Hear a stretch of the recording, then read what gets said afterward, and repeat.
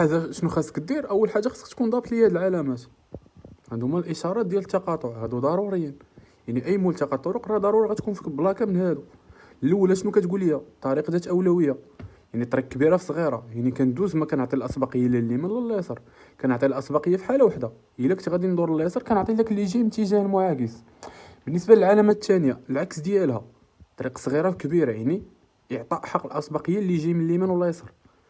الثالثه علامه قف، هذه راه معروفه، يعني كنوقف وكنعطي الاسبقيه اللي يجي من اليمين ولا اليسار.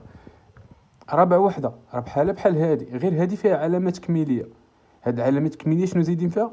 زايدين فيها علامه قف. يعني شنو الفرق بينه وبين هادي في الملتقى الطرق اللي كانت طريقنا خاويه كنقص من السرعه وندوز، هادي لا كتولي بحال قف. يعني سواء كانت الطريق عامره سواء خاويه خصني ماركي ستوب في هاد الحاله.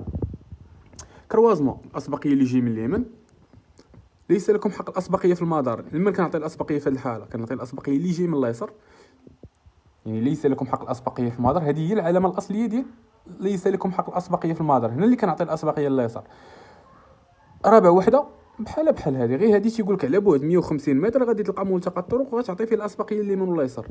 ندوزو المعيان، شنو تيقول لي هذا راه بحال هذه، يعني بجوجهم شنو تيقول لي؟ طريق ذات اولويه. غير هذا كتكون عندي فيه الاسبقيه في ملتقى الطرق الاول فقط، من بعد ما كتبقاش عندي. هذا العكس، هذا كتكون عندي فيه الاسبقيه في جميع الملتقيات حتى تجي العلامه النهايه ديالو اللي هي هذه. صافي، ونتمنى تكون فهمتي هادو. الا فهمتي هادو راه اي سؤال غيجيك راه غتحط، ما تبقاش تقول لي واشرح لنا الاسبقيه، ما يبقاش عندك مشكل في هادو. الا ما كانش عندك حتى بلاكه من هادو كاملين، غياب التشويه الطرقي الاسبقيه اليمين. صافي.